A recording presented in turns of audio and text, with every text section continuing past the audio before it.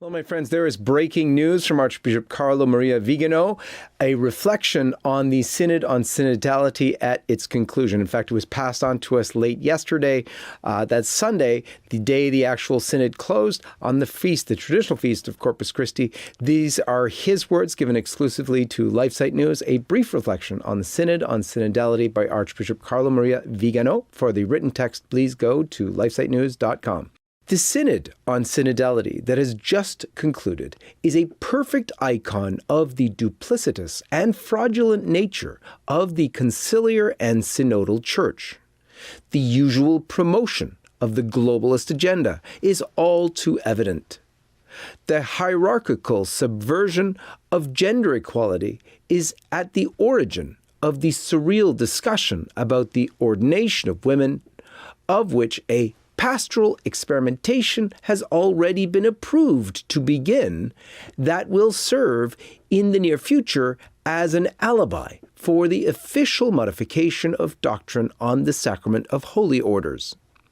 In the same way, the acceptance of LGBTQ plus ideology, which is also a globalist objective, was obsequiously transposed to the Synod after the premise was laid in Fiducia Supplicans.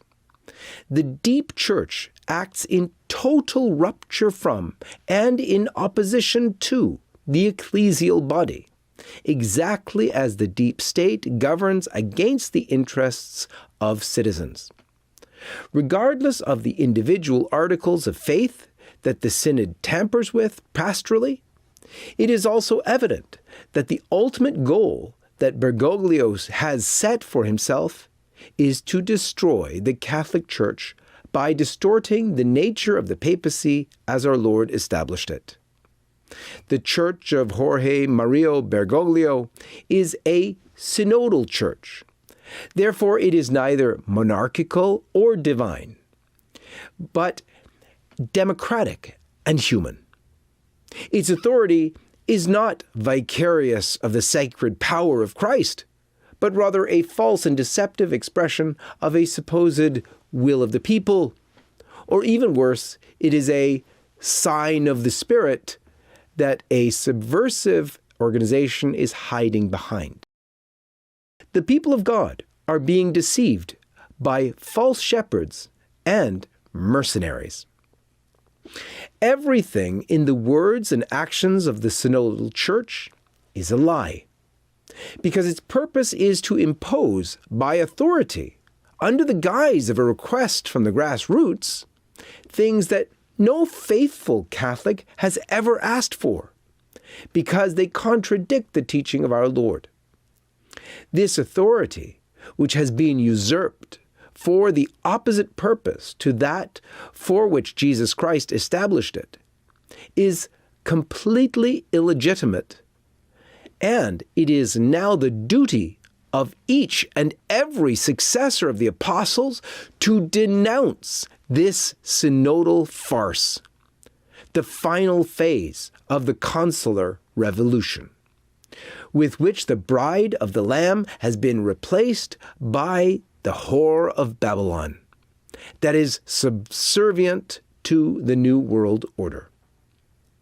There are those who believe that the alarm about Bergoglio's subversive intentions is excessive and unfounded, citing as an example of his intermittent orthodoxy his latest encyclical on devotion to the Sacred Heart of Jesus. This document represents a diversion to deceive the faithful, according to the well-tested strategy of deception typical of the Jesuit and Peronist Bergoglio, confirming his duplicity and intellectual dishonesty.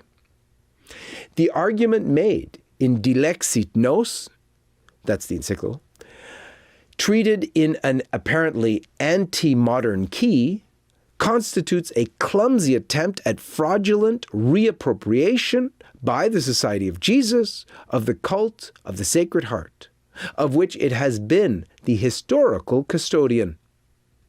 This devotion, which arose to counter the Jansenist heresy, will inevitably be distorted to give the appearance of theological rigor to the opposing heresy. That is, to a form of doctrinal and moral laxity that admits everything as morally permissible because it has supposedly already been healed and forgiven by the infinite mercy of God.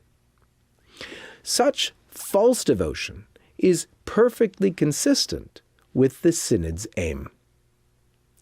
Signed, Carlo Maria Vigano, Archbishop. Domini Nostri Jesu Christi Regis, October 27th, 2024.